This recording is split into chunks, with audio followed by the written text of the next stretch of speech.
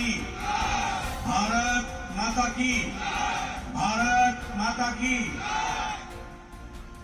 आज के इस जनसभा में मंच पर उपस्थित हमारे त्रिपुरा प्रदेश के मुख्यमंत्री सम्माननीय श्री मानिक शाह जी, हमारे यहां के कारमुख के प्रत्याशी श्री असीम त्रिपुरा जी, आगे आ जाएं। हमारे प्रत्याशी सुश्री पाताल कन्या जमातिया जी, बहन आगे आ जाएं।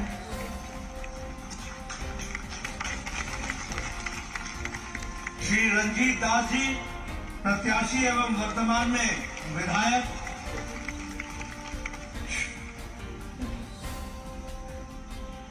श्री अभिषेक देवराय जी जो प्रत्याशी हैं।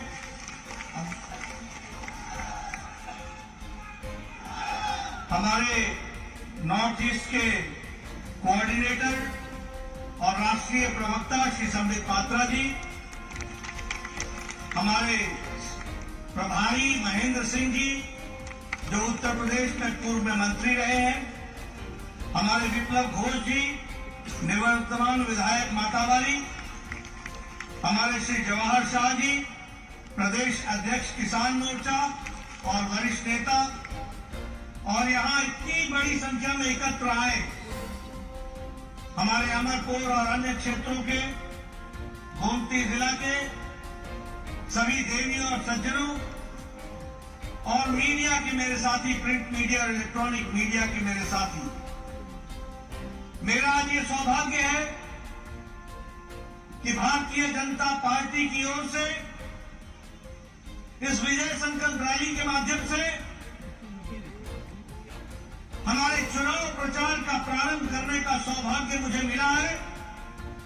और आप सब लोगों ने जो इतनी बड़ी संख्या में आए हैं, वह स्पष्ट संदेश देते हैं कि त्रिपुरा की जनता ने तय कर लिया है, एक बार फिर भाजपा भाजपा भाजपा।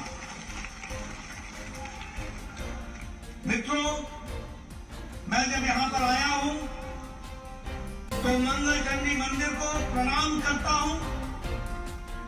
यह पुरातन मंदिर जो 15वीं शताब्दी में हमारे राजा अमर माणक्य देव वर्मन जी ने बनाया था, ऐसे पूज्य मंदिर को, मंगल चंडी मंदिर को मैं प्रणाम करता हूं और उनसे आशीर्वाद लेकर के अपनी बात को प्रारंभ करता हूं। मैं जब त्रिपुरा में आया हूं तो आज ये मेरी जिम्मेवारी बनती है कि मैं नमन करता हुआ त्रिपुरा सुंदरी मंदिर और माता को, त्रिपुरा सुंदरी माता को जो 51 हमारी शक्तिपीठ में से एक है, ऐसी पवित्र माता को नमन करते हुए अपनी बात को प्रारंभ करता हूं। मुझे खुशी है कि अभी अभी पद्मश्री का अवार्ड हमारे श्री नरेंद्र चंद्र देववर्मा जी को दिया गया और श्री विक्रम बहादुर जमातिया जी को दिया गया। त्रिपुरा की जनता की ओर से उनको मैं बधाई भी देता हूं, उनके परिवार के लोगों को बधाई देता हूं और उनके द्वारा सामाजिक दृष्टि से जो कार्य किया गया, जो त्रिपुरा के लिए कार्य किया गया, उसके लिए भी मैं बधाई देता हूं और भारत सरकार को, प्रधानमंत्री जी को धन्यवाद देता हूं जिन्होंने इन विभूतियों को पद्मश्री से नवाजा और इनको जो स्थान प्रदान किया है उसके लिए भी मैं बधाई देता हूं। आज मुझे खुशी है कि जब हम 5 साल सरकार में रहने के पश्चात आपके बीच में आते हैं तो हम गौरव से कह सकते हैं, जिस बात को प्रधानमंत्री जी ने 5 साल पहले कहा था कि अगर भारत के दूसरे हिस्से विकास कर सकते हैं तो त्रिपुरा क्यों विकास नहीं कर सकता है। प्रधानमंत्री जी ने कहा था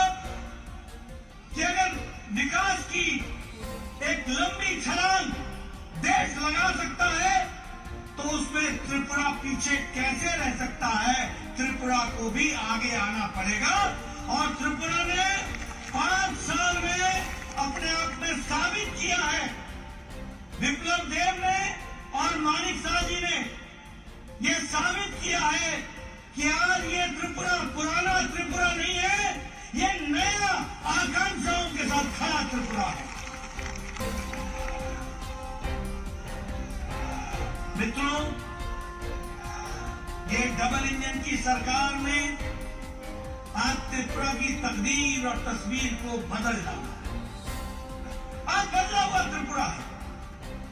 आज केंद्र की तरफ से अभी मानिक शाह जी कह रहे थे, मैं बंगाली में सुन रहा था, उन्होंने उनकी भाषा में वो कह रहे थे कि प्रधानमंत्री जी हमारे गार्जियन है। सही कहा इन्होंने, प्रधानमंत्री जी गार्जियन भी है और उनको नॉर्थ ईस्ट की त्रिपुरा की विशेष चिंता है और इसलिए उन्होंने विशेष रूप से इसको आशीर्वाद दिया। आज जो आप लोगों का सपोर्ट मिल रहा है इस विजय संकल्प रैली के माध्यम से, वह स्पष्ट संदेश दे रहा है कि त्रिपुरा भारतीय जनता पार्टी के नेतृत्व में आगे बढ़ चला है। अब रुकने वाला नहीं है, बढ़ता ही रहेगा, आगे ही बढ़ेगा। इसके लिए मैं विशेष रूप से आपको धन्यवाद देना चाहता हूं। अभी 2 दिन पहले, 2 दिन नहीं, हमारे 1 तारीख को हमारी वित्त मंत्री निर्मला सीतारमण जी ने आपके सामने देश को बजट उसको हम लोगों के सामने रखा।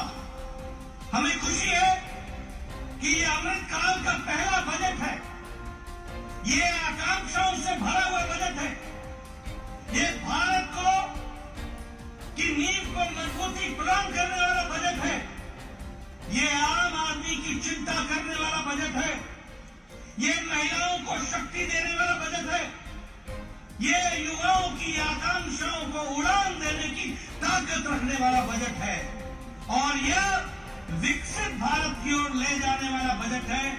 इसलिए यह बजट त्रिपुरा के लिए भी आकांक्षाओं से भरा हुआ है, यह मैं जरूर कहना चाहता हूं। आज मुझे खुशी है कि इस बजट में 79,000 करोड़ रुपए सिर्फ प्रधानमंत्री आवास योजना के तहत रखे गए। ये छोटी घटना नहीं है। 79,000 करोड़ रुपए का मतलब है कि आम गरीब व्यक्ति अब कच्चे मकान में नहीं रहेगा, उसको पक्के मकान में रहने की व्यवस्था की गई है। अगर हम देखें तो लगभग 15,000 करोड़ रुपए जनजातीय समूहों के लिए खर्च होने वाला है। 15,000 करोड़ रुपए हमारे कमजोर जनजाति भाइयों के लिए खर्च होने वाला है। अगर हम देखें आदिवासी बच्चों के पढ़ाई के लिए 38,800 टीचरों की नियुक्ति की व्यवस्था है। किसी ने सुध नहीं ली कि हमारा आदिवासी गरीब बच्चा कैसे पढ़ेगा, कैसे उसकी व्यवस्था की जाएगी।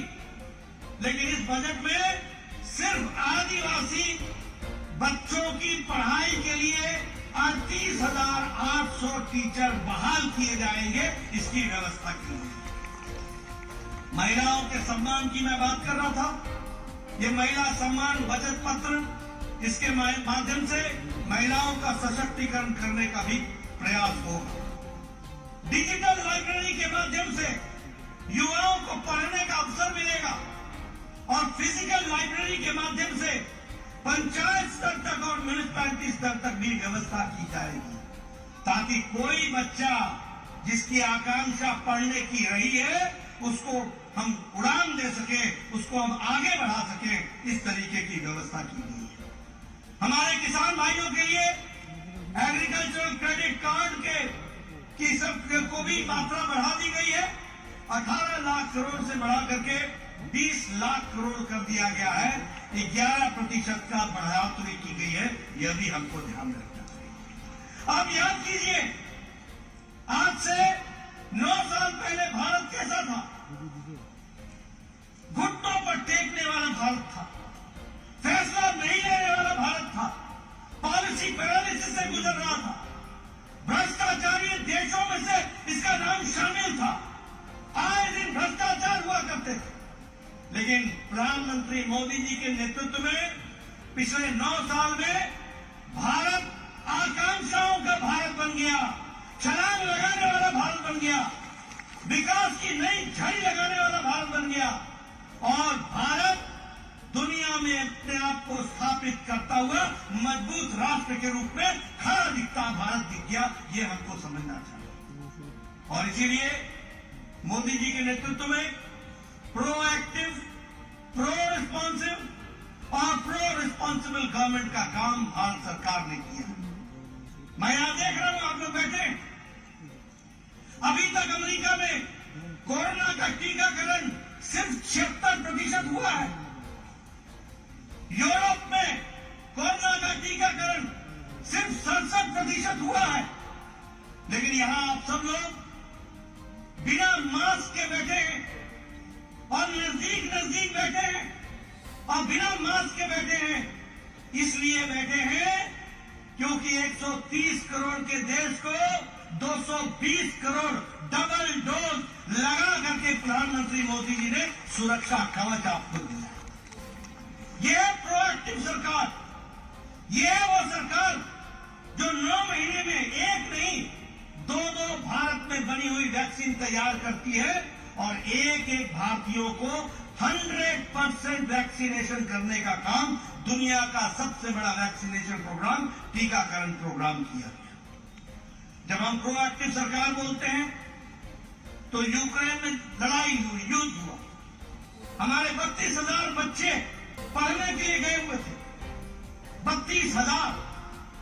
कोई देश ने यह पहल नहीं की कि अपने बच्चों को वापस लाया जाए, लेकिन प्रधानमंत्री मोदी जी ने एक तरफ पुतिन से बात की, एक समय में ज़ेलेंस्की से बात की, युद्ध को रुकवाया और 32,000 बच्चों को सुरक्षित भारत पहुंचाया। इस तरीके की व्यवस्था की। इसलिए मित्रों, आज ये प्रोएक्टिव सरकार है, लोगों के प्रति समर्पित सरकार है और मुझे खुशी है। एक समय में प्रधानमंत्री स्वर्गीय राजीव गांधी कहते थे कि मैं 1 रुपया भेजता हूं और 85 पैसे पता नहीं किस हाथ में पंजे में फंस जाते, पता नहीं कहां चले जाते थे। आज प्रधानमंत्री मोदी जी ने 300 से ज्यादा स्कीमों का पैसा भारत के खजाने से सीधे आपके खाते में डालने का काम किया है, 300 से ज्यादा स्कीमों का। और आपको जानकर के आश्चर्य होगा कि 25 लाख करोड़ रुपए आपके खाते में ट्रांसफर हो चुका है। 25 लाख करोड़। ये बदलता भारत, ये बढ़ता भारत।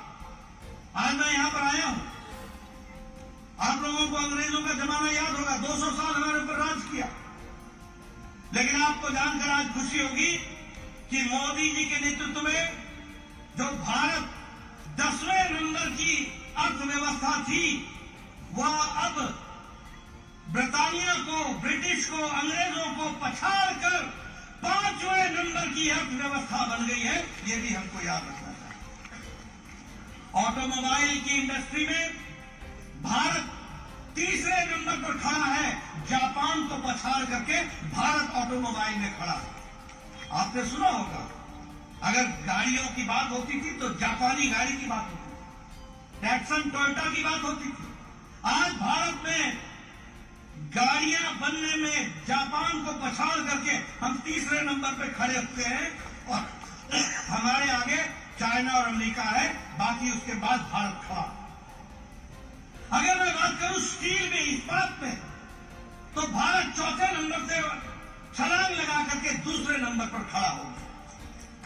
अगर हम बात करें दवाइयों में, तो गरीब की फार्मेसी भारत बन गई है दुनिया के लिए सबसे कारगर दवाई और सबसे सस्ती दवाई भारत दुनिया को दे रहा है। यह परिस्थिति आकर के खड़ी हुई है। इसलिए मित्रों, विकास की दृष्टि से एक नया आयाम लिखने का काम हुआ।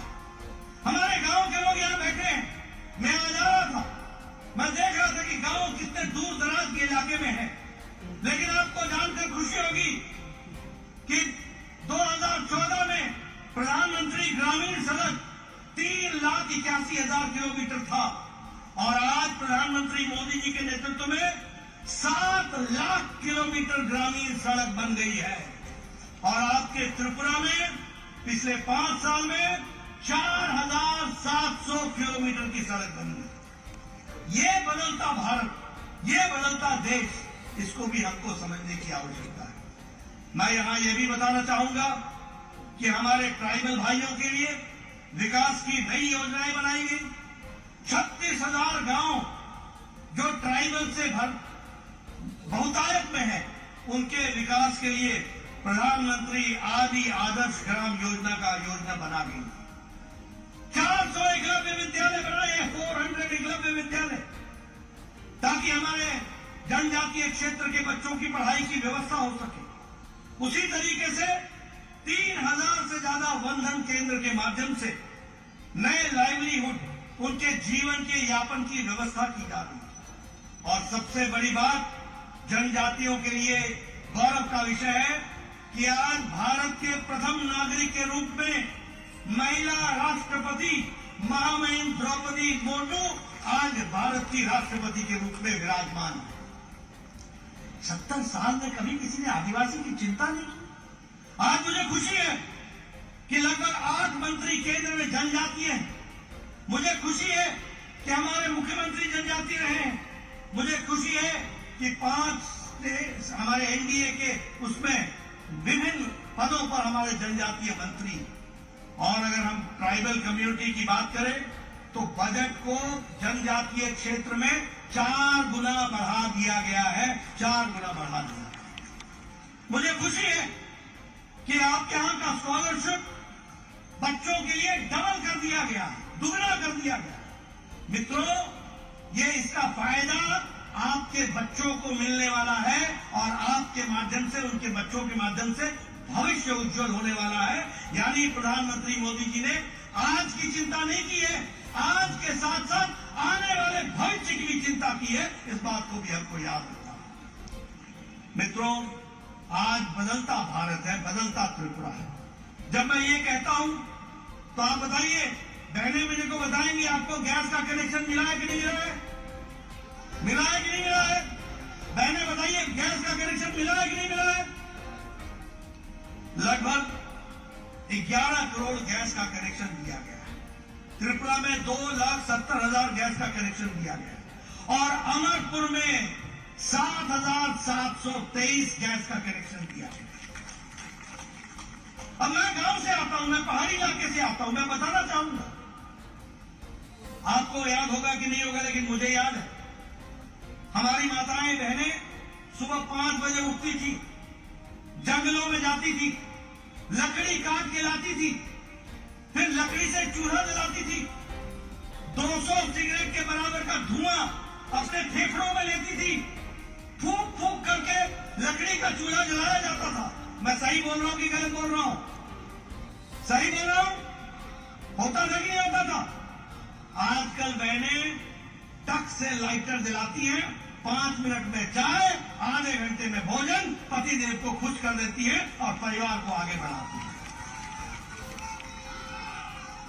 फर्क पड़ा है कि नहीं पड़ा है? उसी तरीके से प्रधानमंत्री आवास योजना में, मैं प्रधानमंत्री आवास योजना की चर्चा कर रहा था, हमारी शासन जी से कर रहा था। मैं 1993 में 1993 में पहली बार विधायक बना था, तो मेरे को मेरा ब्लॉक डेवलपमेंट ऑफिसर आके बोलता था कि इंदिरा आवास योजना में 2 पंचायतों में 1 घर मिला है, 2 पंचायतों में 1 घर इंदिरा आवास योजना में, बताइए किसको देना है? और मैं तकलीफ में पड़ जाता था कि इतने लोगों को देने की आवश्यकता है, 1 घर को मैं कैसे दूंगा, किस गरीब को दूंगा, कैसे बांटूंगा?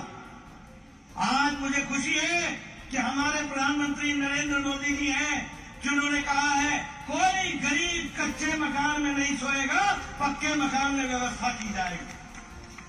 और 3 करोड़ 60 लाख मकान बन चुके हैं और 79,79,000 करोड़ रुपए इस साल के बजट में डाला गया है।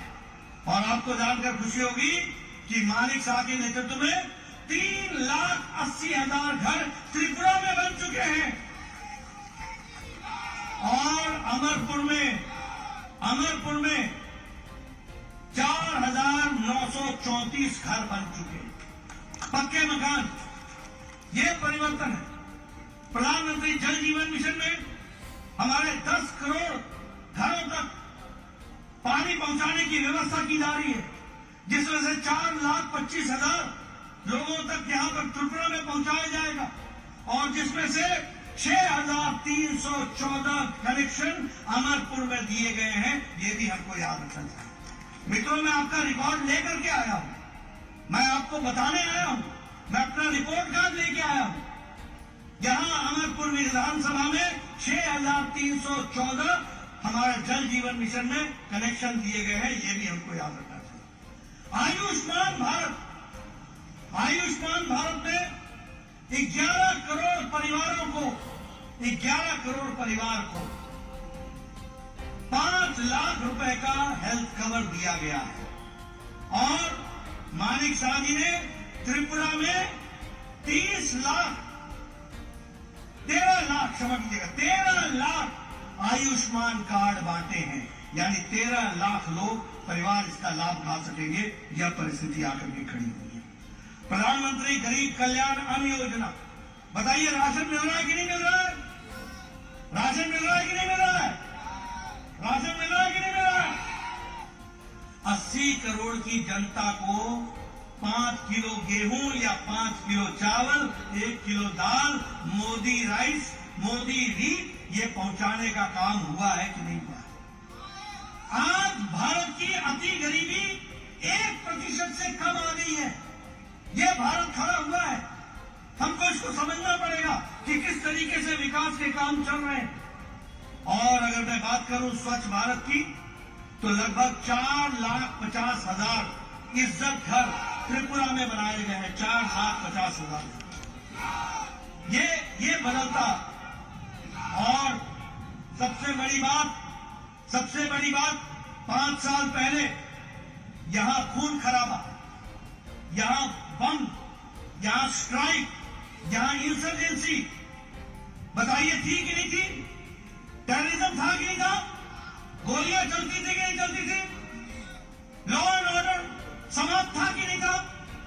आपको जानकर खुशी होगी कि नेशनल लिबरेशन फ्रंट त्रिपुरा के साथ बाकायदा भारत सरकार के समझौते के माध्यम से एक एग्रीमेंट हुआ, जिसमें 88 इंसर्जेंट्स ने, उनके कानून ने सरेंडर किया और 44 वेपन्स वो भी सरेंडर किए गए। और आज त्रिपुरा शांतिमय त्रिपुरा हो गया, विकास युक्त त्रिपुरा हो गया। ये भी हमको याद रखना चाहिए।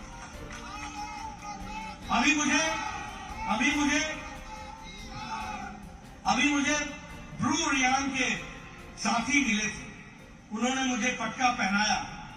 ब्रू रियांग का 37 साल से झगड़ा चल रहा, उनको बसाने का काम, और लगभग 37,000 लोगों को फिर से बसाया गया। और भारत सरकार ने अपनी ओर से 600 करोड़ रुपए खर्च करके उनके निर्वासन का काम किया गया, उनको बसाने का काम किया गया। ये भी हमको ध्यान रखना। मित्रों, हम अब त्रिपुरा के लिए शांति लेके आए हैं। हम त्रिपुरा के लिए नई ऊर्जा लेकर के आए हैं। हम त्रिपुरा के लिए टूरिज्म के माध्यम से, पर्यटन के माध्यम से विकास की नई आकांक्षाओं को लेके आए हैं। हम 5G कनेक्टिविटी को लेके आए हैं। हम कल्चर को आगे बढ़ाने के लिए आए हैं। हम यहाँ पर प्राकृतिक खेती हो, इसको बढ़ाने के लिए आए हैं। हम खेल को बढ़ावा देने के लिए आए हैं। और हम त्रिपुरा की ताकत का पूरा उपयोग हो सके, इस संकल्प के साथ आगे बढ़ने के लिए आए हैं। और इसमें आपका हमको साथ चाहिए। आज मुझे खुशी है कि अगरतला अखौरा रेल लिंक या व्यापार के नए ट्रेन को, नई संभावनाओं को आगे बढ़ाता है। और इसलिए इसके माध्यम से भी बहुत कुछ आगे बढ़ने वाला है, उसको भी हमको ध्यान में रखना चाहिए। मैं ये भी कहना चाहूंगा कि अभी प्रधानमंत्री जी आए थे और प्रधानमंत्री जी ने अभी लगभग 4,300 50 करोड़ का शिलान्यास किया है, त्रिपुरा के नए विकास की संभावनाओं को रखा है। उसी तरीके से राष्ट्रपति द्रौपदी मुर्मू ने आकर के यहाँ महाराजा वीरेंद्र किशोर मानकीय म्यूजियम और कल्चरल सेंटर का भी शिलान्यास किया है।